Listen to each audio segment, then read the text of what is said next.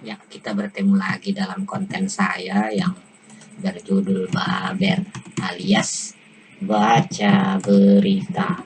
Jadi di sini saya akan membaca berita terbaru yang tujuannya menambah wawasan dan pengetahuan saya. Nah, di sini saya rekam, saya masukkan ke YouTube. Kalau ada yang menonton, syukur. Tak ada yang menonton juga, syukur. Ya, kebetulan hari ini saya memakai filter dari snap kamera, memakai Presiden Amerika ya, Joe Biden. Nah, di sini saya ambil beritanya dari bbc.com. Ya, ini menarik perhatian saya karena saya suka bersepeda. Kita akan lihat beritanya berjudul Why this city is Europe best kept cycling secret. Kenapa kota ini adalah kota di Eropa yang tetap menyimpan rahasia sepeda. Nah, kita lihat. Ini saya besarkan supaya kelihatan ya. Rui Mendes says that when coronavirus first arrived, the business he helped to run had to slam on its brake and skid it to an immediate stop. Rui Mendes berkata, ketika virus corona muncul, bisnis yang dibantunya harus terjatuh atau mengerem dan merem secara tiba-tiba. Mr. Mendes is a director at Portuguese firm called Rodi, one of Europe's larger manufacturers of bike wheel. Pak Mendes adalah direktur dari perusahaan Rodi, salah satu perusahaan pembuat roda sepeda di Portugal. At the pandemic onset, many client bike firms started to postpone order, fearing that it might happen when it ended up stopping production. Pada mula-mula awal pandemik, banyak perusahaan sepeda klien kami mulai menunda pemesanan, takut akan apa yang terjadi. So, kami terakhir berhenti berproduksi. To try to save jobs and salary, 300 employees agreed to immediately take a 3-week holiday. Untuk menghemat gaji ya, dan pekerjaan. Jadi ada 300 orang dirumahkan selama 3 minggu. But then a month later, things dramatically changed for the better as millions of people across Europe took up cycling during the pandemic. Tetapi sebulan kemudian, secara dramatis terjadi perubahan. Menjadi lebih baik, jutaan orang di Eropa menaiki sepeda selama pandemi. From April, things turned out completely, says Mr. Mendes. Orders double, the market just exploded. Apprehension gave way to relief as the employees realized that the pandemic wasn't going to threaten their jobs. Sejak mulai April, terbalik semuanya, kata Pak Mendes. Order berlipat-lipat, market, pasar meledak. Ya, dan ini sangat melegakan sekali bagi semua pegawai karena pandemik bukanlah tantangan atau ancaman bagi mereka. Portugal is the largest manufacturer of bike in European Union. A fact many people outside the country might not know. Last year, more than 2.6 million bikes were made in Portugal according to official EU figures. Portugal adalah negara pembuat sepeda nomor 1 di Uni Eropa. Faktanya banyak orang yang tidak mengetahui hal ini. Tahun lalu lebih dari 2,6 juta sepeda dibuat di Portugal. That was more than 1/5 of the total 12.2 million bicycles produced.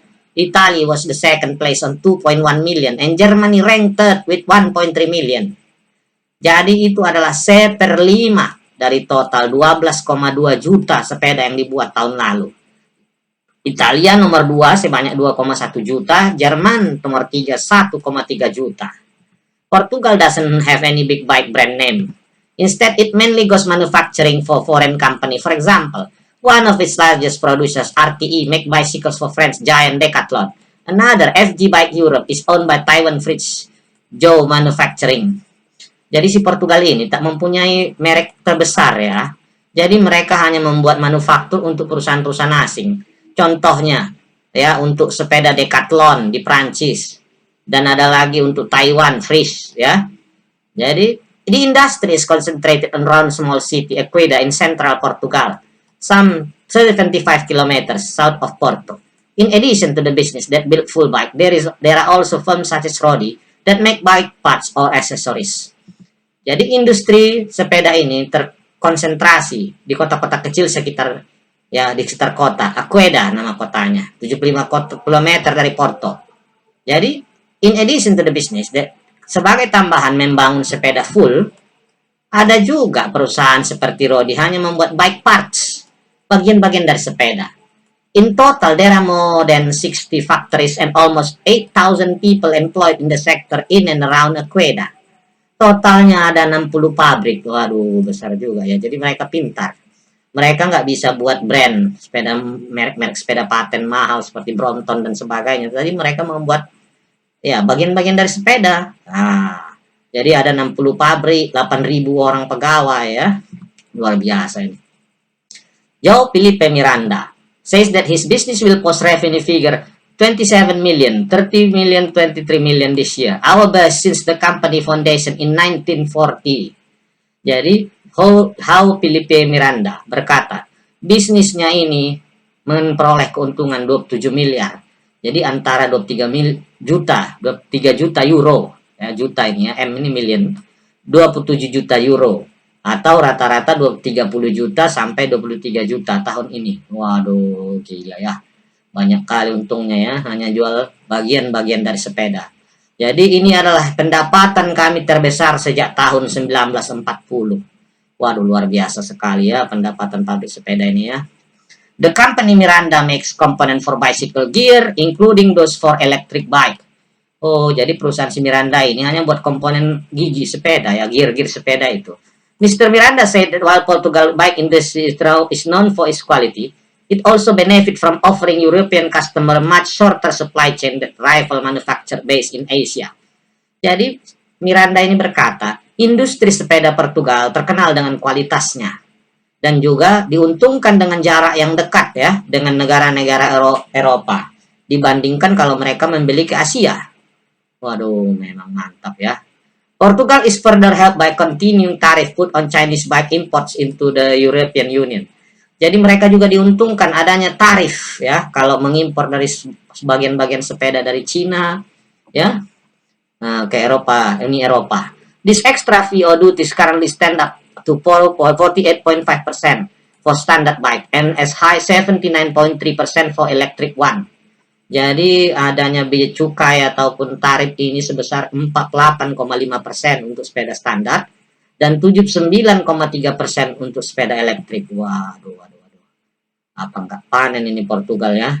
Luar biasa ya. Jadi pandemik bagi sebuah negara seperti Portugal ini sangat membawa keuntungan ya.